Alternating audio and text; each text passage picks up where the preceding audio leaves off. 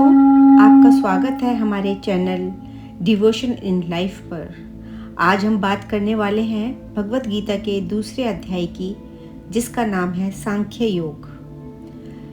यह अध्याय गीता का सबसे महत्वपूर्ण अध्याय माना जाता है, क्योंकि इसमें भगवान श्री कृष्ण अर्जुन को जीवन का वास्तविक ज्ञान देते हैं, आत्मा, कर्म और जीवन के उद्देश्य के बारे में।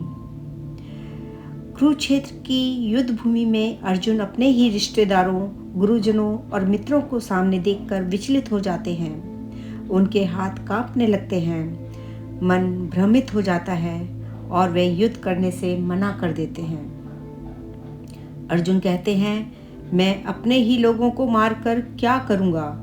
ऐसा राज्य, ऐसा सुख मुझे नहीं चाहिए। यहीं से श्री कृष्ण उन्हें ज्ञान देना शुरू करते हैं। श्री कृष्ण सबसे पहले अर्जुन को आत्मा का ज्ञान देते हैं। वे कहते हैं, आत्मा कभी जन्म नहीं लेती, आत्मा कभी मरती नहीं, यह ना जल सकती है ना कट सकती है।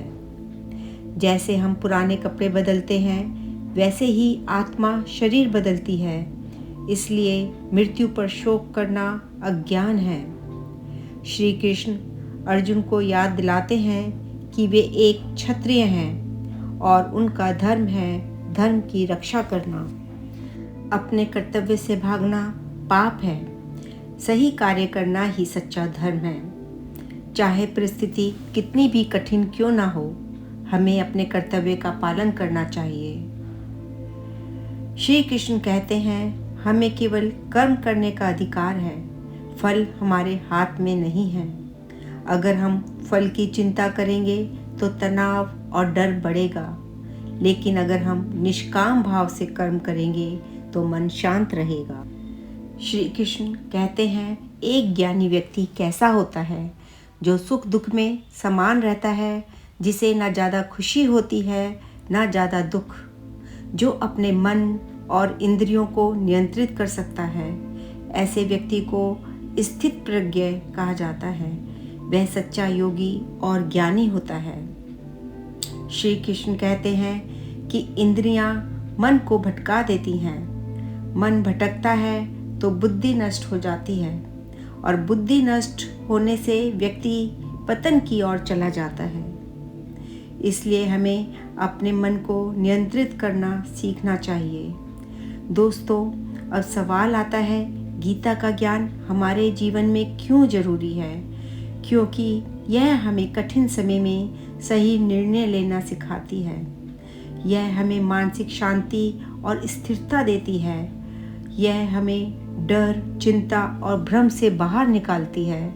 और सबसे महत्वपूर्ण, यह हमें जीवन का सही उद्देश्य समझाती है।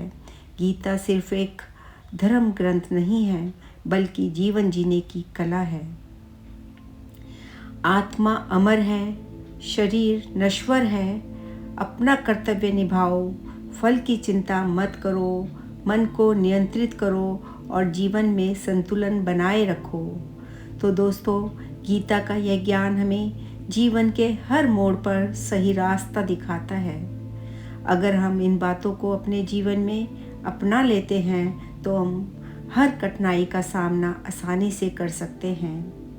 अगर यह वीडियो आपको पसंद आया है तो आप इसको लाइक और शेयर करें और चैनल को सब्सक्राइब करना ना भूलें। अगले वीडियो में हम गीता के तीसरे अध्याय कर्म योग के बारे में विस्तार से जानेंगे।